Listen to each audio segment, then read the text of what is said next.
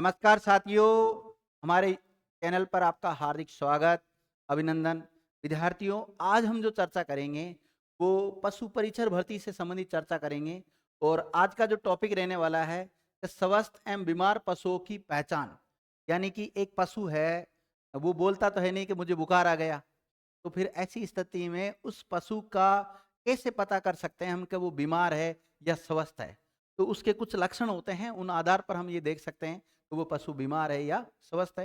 व्यक्ति होता है, विद्यार्थियों जानवर होता है, बोलता तो है नहीं है, लेकिन फिर भी हमें उसका पता करना होता है। कुछ बिंदु होते हैं, उन बिंदुओं पर हम अगर ध्यान आकर्षित करते हैं तो हम पता कर सकते हैं कि वास्तव में पशु और जब बीमार होता है तो उसका उचित इलाज करवा लेना चाहिए समय पर, जिससे उसकी मृत्यु होने से बचा सकते हैं हम।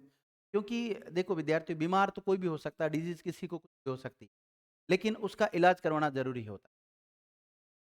अब देखिए यहाँ लिखा हुआ है स्वस्थ पशु एवं बीमार पशुओं की पहचान, identification of healthy and unhealthy animal. तो हेल्थी और अनहेल्थी एनिमल्स को किस प्रकार से आप पहचान सकते हैं, उसके कुछ तरीके हैं। एक टेबल दे रखी है विद्यार्थी, इस टेबल को ध्यान से पढ़ना है आपको।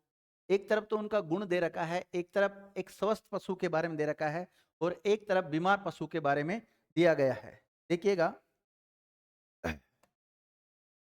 अगर दिखावट में देखें, देखने में वो किस प्रकार से दिखता है। स्वस्थ पशु जो होता है, वो सेहतमंद पशुओं की आंखें हमेशा चमकीली होती है। कैसी होती है? चमकीली होती है। कान खड़े होते हैं। शरीर जो होता है उनका बड़ा चंचल होता है। त्वचा चिकनी होती है, कांतिमय होती है और थूथन सॉरी विद्यार्थी, थूथन हमेशा नम रहती है। ये उनकी पहचान है।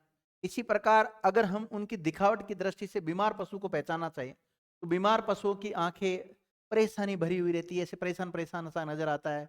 शरीर में एनर्जी की कमी होती है और त्वचा ऐसी फीकी टाइप की पड़ जाती है और थूथन में विद्यार्थी सूखा टाइप आ जाता है। कैसा आ जाता है? सूखा, रूखा टाइप का ऐसा हो जाता है। और इधर होता है नमी और यहाँ होता है सूखा। चार्ट हाल में देखें अगर हम बीमार पशु को और स्वस्थ पशु को, तो स्वस्थ पशु विद्यार्थी वातावरण के प्रति सजग रहता है, रुचिपूर्ण चाल ढाल रहता है उसका। और यहाँ अगर देखे बीमार तो सुस्ती, मन मारा हुआ चाल ढाल इस प्रकार रहता है, यूं चलता रहता है वो, तो ऐसा लगता है पशु बीमार है, देखने से लग जाता है। अगर उसकी स्थिति को देखें तो स्वस्थ पशु न ज्यादा दुबला होता है और न ज्यादा मोटा होता है। जो स्वस्थ पशु होता है ज्यादा पतला भी नहीं होता, ज्यादा मोटा भी नहीं होता है और न ही सूखा सा दिखता है। लेकिन अगर यहाँ देखें बीमार पशु, तो पशु दुबला पतला हो जाता है, कहीं कहीं उसके सूजन भी देखने को मिल जाती हैं। इसी प्रकार और कौन से गुण पाए जाते हैं इन गुणों के आधार पर? जैसे आवाज के आधार पर हम देखें तो जो स्वस्थ पशु होता है वो हमें सामान्य दिखता है और ये जो बीमार पशु होता है कि इसमें ढीलापन दिखता है। अब उसकी आवाज में कैसा दिखता है? ढीलापन होता है। मलमूत्र की बात करें तो ये सामान्य मलमूत्र का त्याग करता है और ये मलमूत्र त्यागने में इसको, जो बीमार होता है उसको परेशानी आती है। कभी कभी बहुत पतले दस्त करता है, कभी कब्ज की समस्या रहती है उसके। इस प्रकार से हम देख सकते हैं। इसी प्रकार टेम्परेचर के आधार पर देखें तो तापमान, श्वास दर तथा नाड़ी, इसको हम देखें तो इसकी जो स्वस्थ पशु होता है वो सामान्य होता है और बीमार पशु जो होता है वो बढ़ता हुआ या घटता हुआ होता है उसका।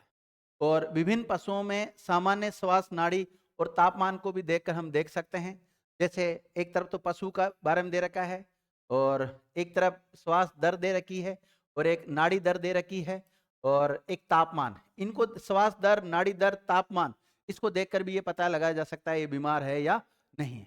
जैसे अगर बात करें गाय, गाय की श्वास दर कितनी होती है? 12 से 16 होती है। और प्रति मिनट की बात है, कैसे होती है? प्रति मिनट होती है। नाड़ी दर 45 से के आसपास होती है और तापमान 101.5 फ़ारेनहाइट होता है। फ़ारेनहाइट में है ये टेम्परेचर।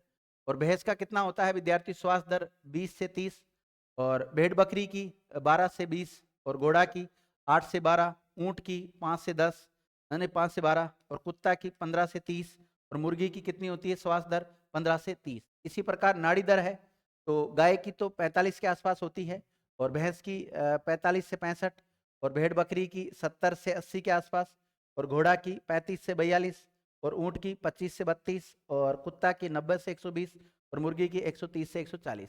इसी प्रकार टेम्परेचर की बात करें तो मुर्गी का जो टेम्परेचर होता है वो 105 से लेकर 107 फ़ारेनहाइट तक होता है और कुत्ता का 102 के आसपास होता है और 99.5 जो होता है विद्यार्थी वो ऊँट का होता है, घोड़े का 100.5 के आसपास होता है, और भेड़ बकरी का जो होता है 102 से 103, और भैंस का होता है 100 से 102 फ़ारेनहाइट के आसपास होता है। तो इस प्रकार से ये जो सारणी है, इसका भी हमें पता होना चाहिए। तो ये इन सब की अगर हमें नॉलेज है, तो इस आधार पर हम ये देख सकते हैं, जो पशु होता है कौन-सा स्वस्थ है, कौन-सा बीमार है, तो उसकी जाँच हम आसानी से कर सकते हैं। ये छोटा-सा चैप्टर था, यहीं समाप्त हो जाता है। बाकी नेक्स्ट चैप्टर के साथ फिर मिलते हैं, जब तक के लिए थैंक